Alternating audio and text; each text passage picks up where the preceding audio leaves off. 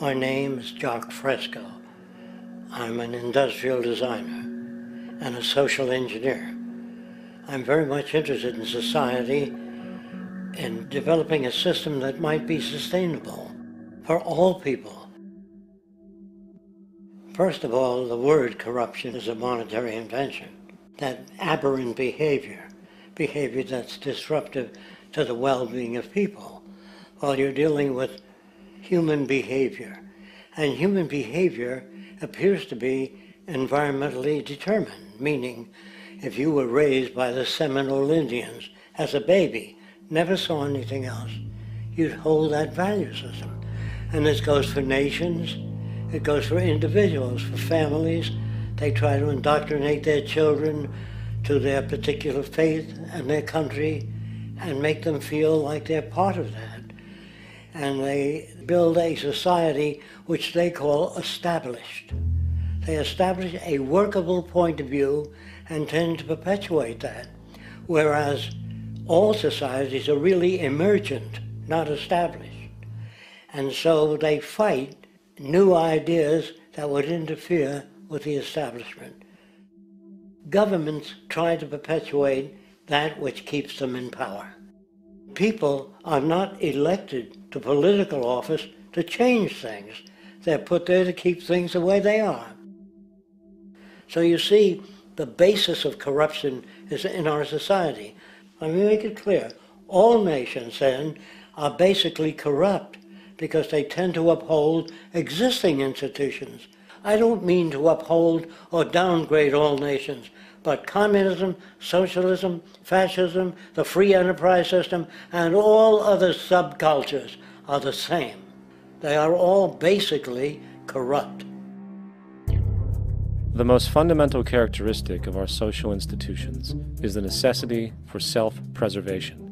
Whether dealing with a corporation, a religion, or a government, the foremost interest is to preserve the institution itself.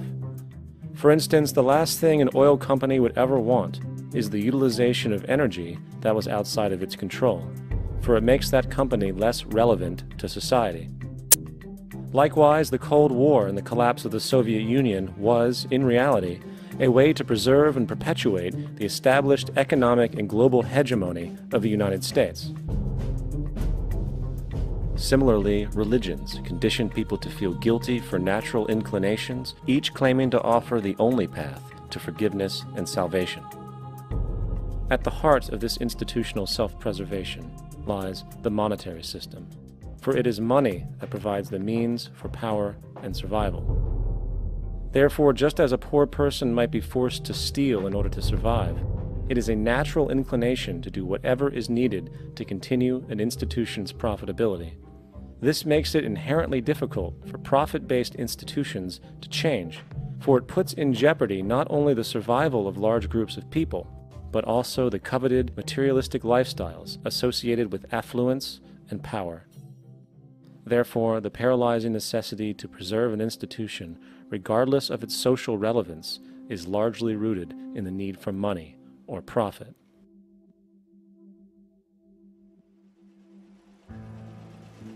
What's in it for me is why people think.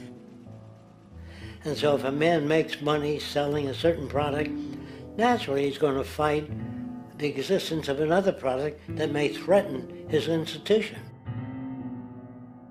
Therefore, people cannot be fair, and people do not trust each other.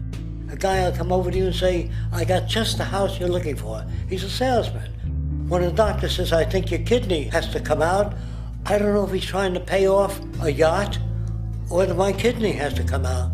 It's hard in a monetary system to trust people. If you came into my store and I said, this lamp that I've got is pretty good, but the lamp next door is much better, I wouldn't be in business very long. It wouldn't work. If I were ethical, it wouldn't work. So when you say industry cares for people, that's not true. They can't afford to be ethical. So your system is not designed to serve the well-being of people. If you still don't understand that, there would be no outsourcing of jobs if they cared about people. Industry does not care. They only hire people because it hasn't been automated yet. So don't talk about decency and ethics. We cannot afford it and remain in business. It is important to point out that regardless of the social system, whether fascist, socialist, capitalist, or communist, the underlying mechanism is still money, labor, and competition. Communist China is no less capitalistic than the United States. The only difference is the degree by which the state intervenes in enterprise. The reality is that monetaryism, so to speak, is the true mechanism that guides the interests of all the countries on the planet. The most aggressive and hence dominant variation of this monetaryism is the free enterprise system. The fundamental perspective, as put forth by early free market economists like Adam Smith, is that self-interest in competition leads to social prosperity, as the act of competition creates incentive which motivates people to persevere. However, what isn't talked about is how a competition-based economy invariably leads to strategic corruption, power and wealth consolidation, social stratification, technological paralysis, labor abuse, and ultimately, a covert form of government dictatorship by the rich elite. The word corruption is often defined as moral perversion.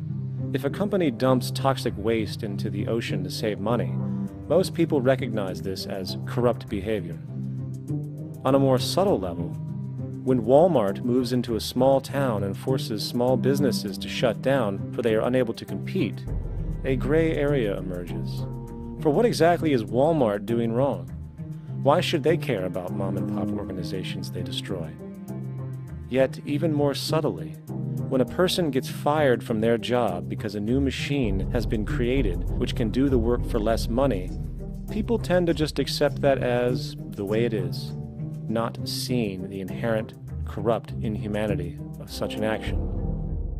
Because the fact is, whether it is dumping toxic waste, having a monopoly enterprise, or downsizing the workforce, the motive is the same: profit.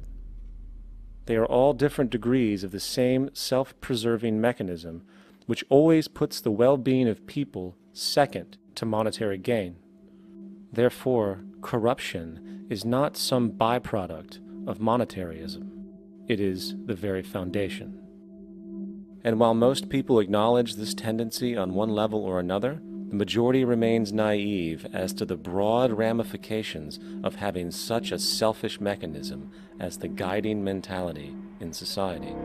Internal documents show that after this company positively, absolutely knew that they had a medication that was infected with the AIDS virus, they took the product off the market in the U.S. and then they dumped it in France, Europe, Asia, and Latin America. The U.S. government allowed it to happen. The FDA allowed this to happen. And now the government is completely looking the other way. Thousands of innocent hemophiliacs have died from the AIDS virus. This company knew absolutely that it was infected with AIDS. They dumped it because they wanted to turn this disaster into a profit.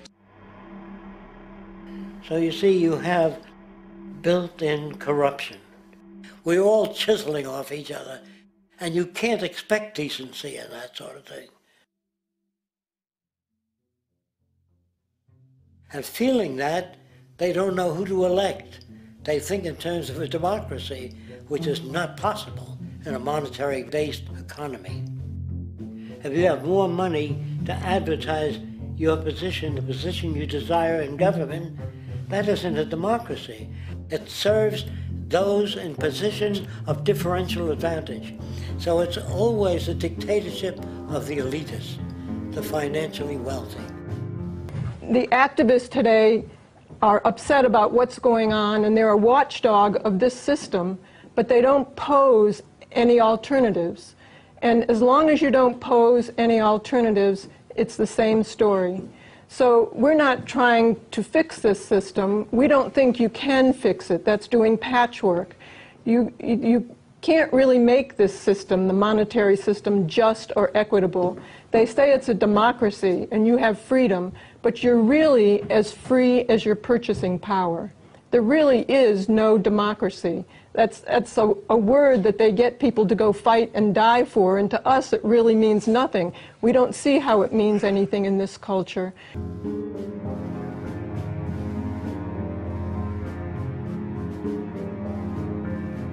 It is an interesting observation to note how seemingly unknown personalities magically appear on the scene as presidential candidates. Then, before you know it, somehow you are left to choose from a small group of extremely wealthy people who suspiciously have the same broad social view. Obviously, it's a joke. The people placed on the ballot are done so because they have been pre-decided to be acceptable by the established financial powers who actually run the show. Is it true you don't even vote? Yeah, no, I don't vote.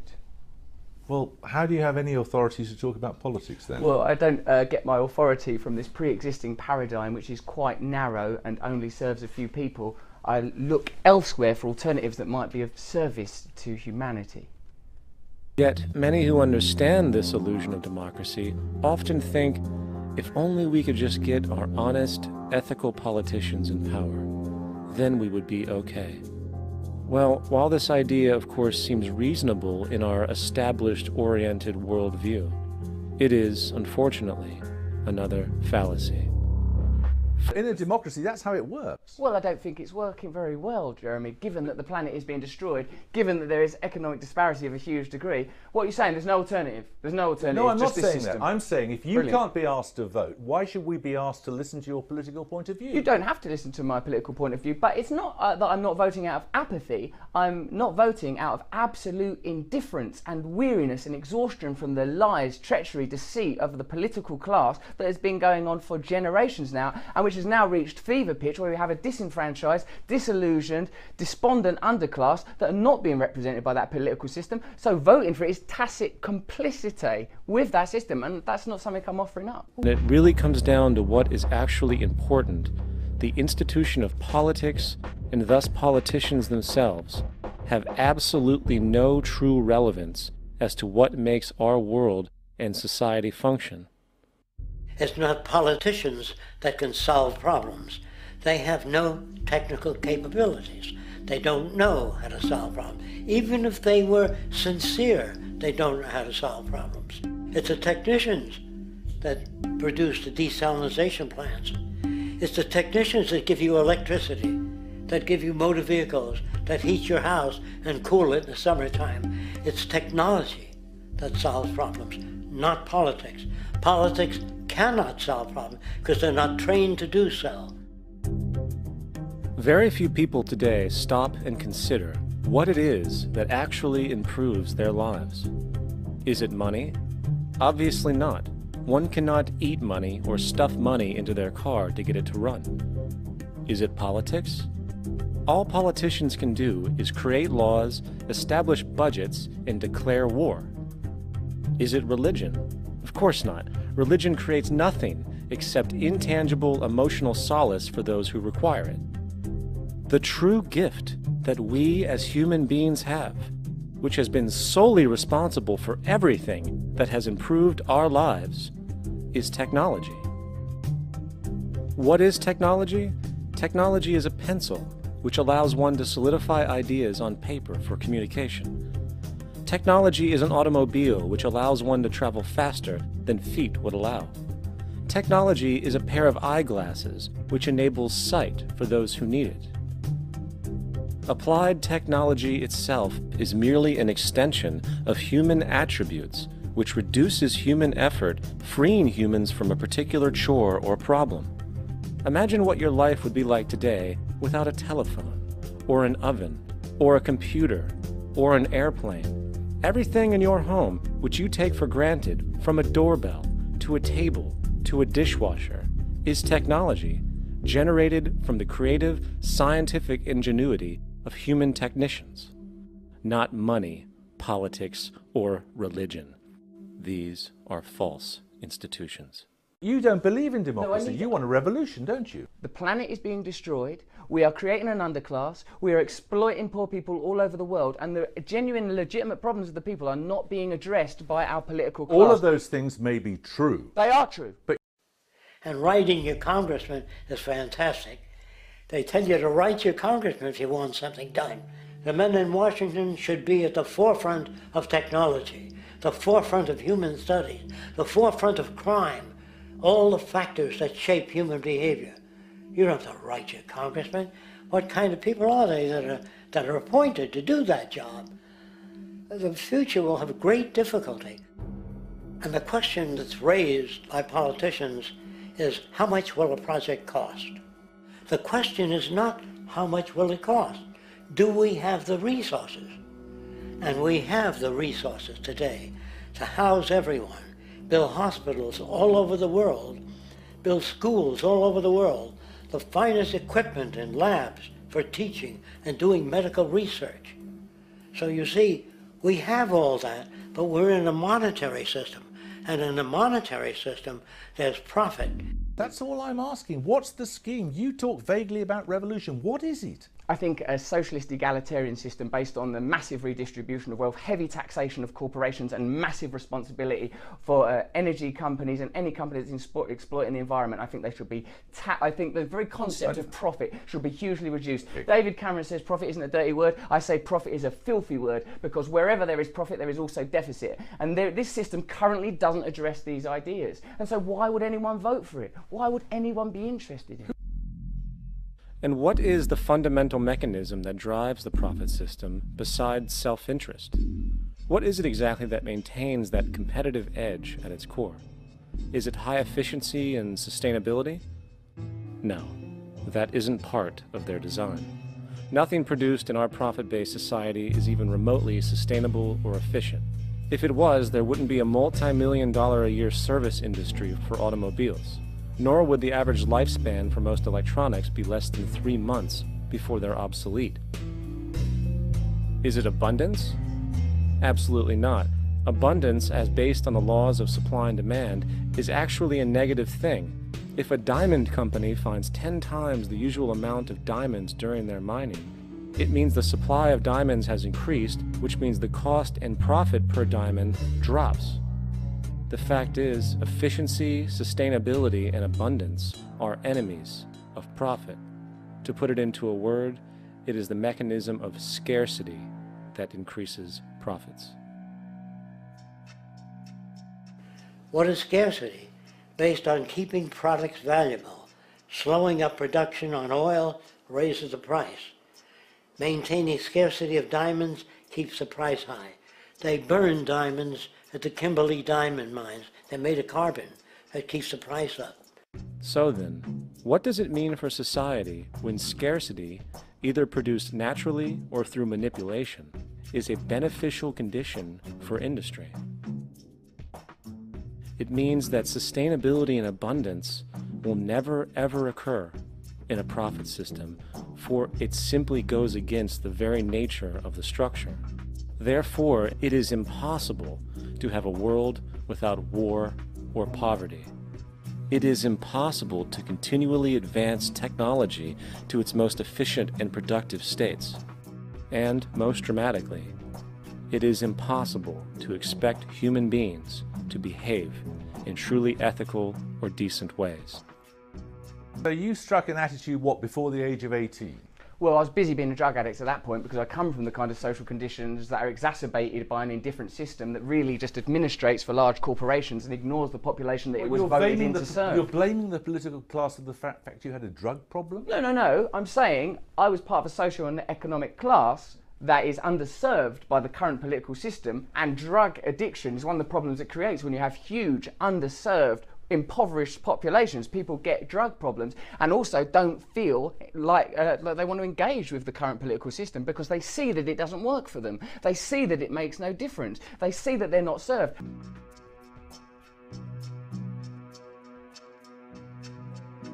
People use the word instinct because they can't account for the behavior. They sit back and they evaluate with their lack of knowledge, and they say things like, humans are built a certain way, greed is a natural thing, as though they've worked for years on it, and it's no more natural than wearing clothing. What we want to do is to eliminate the causes of the problems eliminate the processes that produce greed and bigotry and prejudice and people taking advantage of one another and elitism, eliminating the need for prisons and welfare. We have always had these problems because we have always lived within scarcity and barter and monetary systems that produce scarcity. If you eradicate the conditions that generate what you call socially offensive behavior, it does not exist. The guy said, well, isn't that inborn?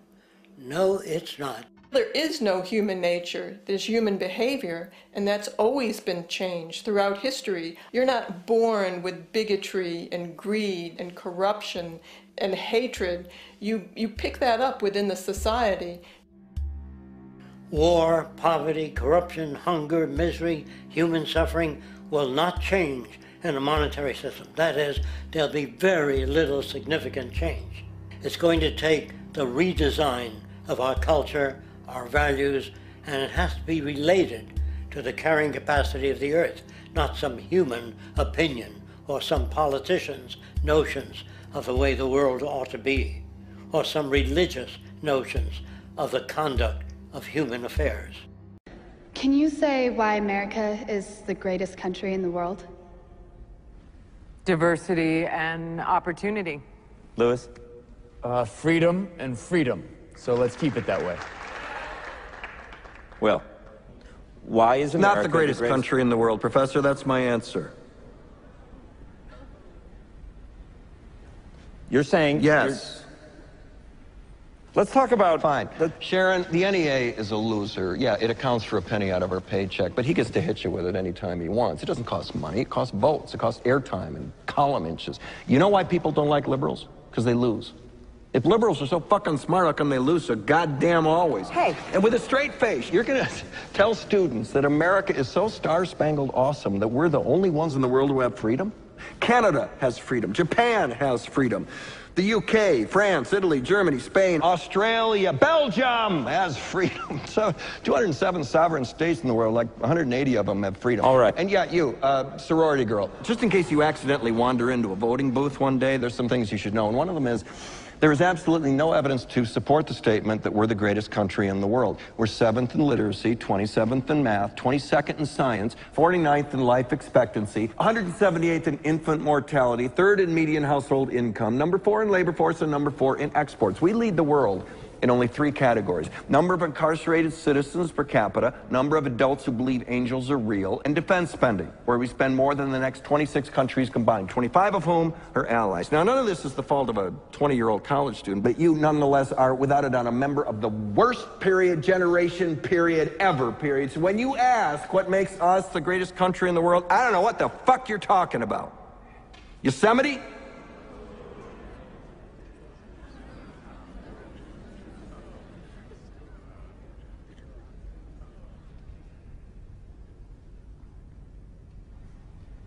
Sure used to be. We stood up for what was right. We fought for moral reasons. We passed laws, struck down laws for moral reasons. We waged wars on poverty, not poor people. We sacrificed. We cared about our neighbors. We put our money where our mouths were, and we never beat our chest. We built great big things, made ungodly technological advances, explored the universe, cured diseases, and we cultivated the world's greatest artists and the world's greatest economy. We reached for the stars, acted like men. We aspired to intelligence. We didn't belittle it. It didn't make us feel inferior. We didn't identify ourselves by who we voted for in the last election, and we didn't scare so easy.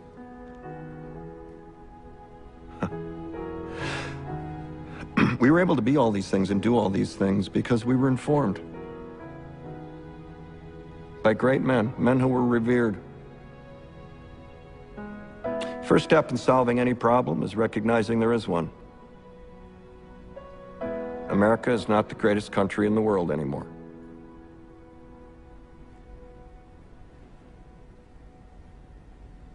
Enough?